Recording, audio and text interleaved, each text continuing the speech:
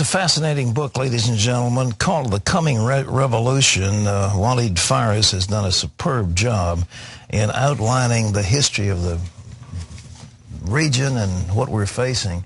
And he's joining us now from our Washington studios. Dr. Phares, thank you for coming with us on the 700 Club. Thank you for having me. Tell me about the whole concept of the caliphate. What does it mean? I thought when the Ottoman Empire was over, that was the end of it, but apparently it's not. Well, that's what some historians have said, that after the collapse of the Islamic Ottoman Caliphate, which they used to be calling the Sultanate, everything went fine and all governments in the region basically adhered to the international organizations. That is not the case. Muslim Brotherhood, Wahhabis, Salafis, and later on the Islamic Revolution of Iran, the Khomeinists, are trying to bring back the region, the entire Middle East, to an era of caliphate, or what would look like a caliphate. And that's what the jihadists are trying to do, from those who are doing stealth jihad to those who are actually blowing up bombs, not just in the Middle East, but also in the West. They're trying to bring back a violent caliphate. You said in your book, and I didn't realize that I read your book, that caliphate means successor. Is that the idea? These are successors to Muhammad? Actually, the original caliphate, al-Khilafah, meant 13 centuries ago that there will be successors to Muhammad, a successor as a caliph. He will lead the nation, the Ummah, and form the empire. That is the caliphate, which stretched out of Arabia all the way to Spain, to Persia, and with the Ottomans later on to Vienna. So that existed for about 12 centuries and a half. The current jihadists in modern times are trying to revive that against the rights of people who wants to go towards democracy and freedom. Well, why did we let them do that? You said they held on to these two principles, that they held jihad and Sharia, but they don't really have any government form like a caliphate right now. No, right now there is no caliphate, but there are movements. They call themselves the jihadists. That would be the form of Al-Qaeda, the Taliban, Shabab in Somalia on the one hand. On the other hand, the Islamic Republic of Iran wants to establish something like the caliphate, the imamate. The bottom line is that the jihadists in general terms do not believe in international law as we know it now, do not believe even in the United Nations, which sometimes we criticize. They believe in bringing down 21 Arab countries, 52 Muslim governments as we know them, and recreate a Taliban-like caliphate. Now, those who are going to be suffering are, first of all, the minorities in this Middle East, the Christian minorities, the other ethnic minorities, but also Muslim-majority moderates. That's what we've seen, for example, for women in Afghanistan and in Iran, for Copts in Egypt, for Christians in Iraq, for Berber Muslim moderates in North Africa, and for a majority, really, of peace-loving people who do not want to go back to a Taliban-like regime. Well, why doesn't the United States get behind these movements, the Kabyle Berbers or the Copts or the people in Darfur, for example? Why don't we support them?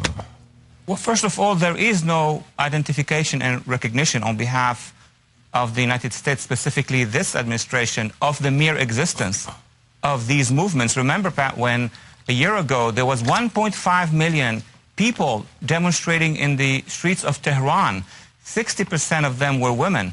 A majority among these people were under the age of 18. They were calling for the downfall of the Ayatollah regime, a regime with which we have a lot of problems, including the nuclear.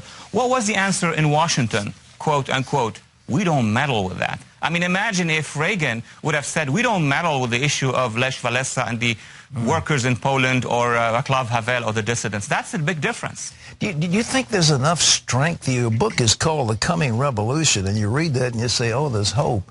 It seems to me, but there's been brutal repression every time these groups have come up. Is there enough power in these groups to overthrow these regimes? Pat would ask the same question, and I'm sure you observed very closely the struggle under the Cold War. There was Budapest, it was crushed. There was Prague, it was crushed. Then there were the Polish revolts, year after year after year. Then suddenly the whole thing collapsed.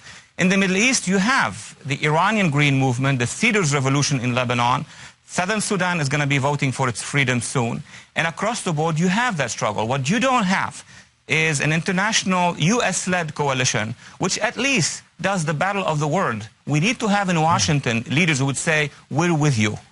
That's what we need to have. You pointed out that the sort of the tip of the spear on this thing are the college students, and that the Saudis and the people with the money in the Middle East have very skillfully co-opted those things by huge amounts of money. Could you expand on that?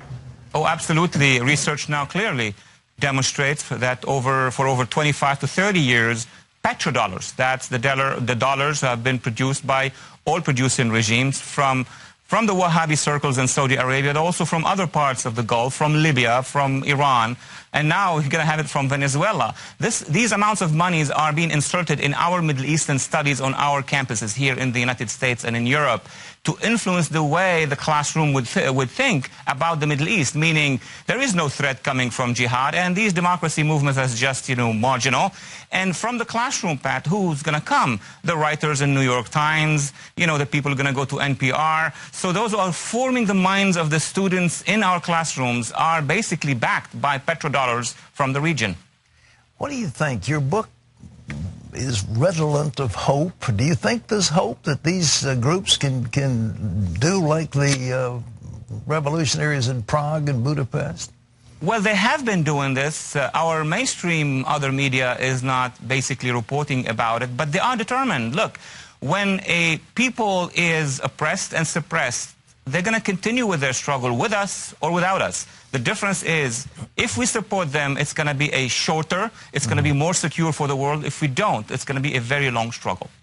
Dr. Phares, I commend your book. I hope that many people will get it. It's available, I believe, on Amazon or where books are sold. It's called The Coming Revolution, Struggle for Freedom in the Middle East. You really need to read this if you're going to be informed. Thank you so much for being with us.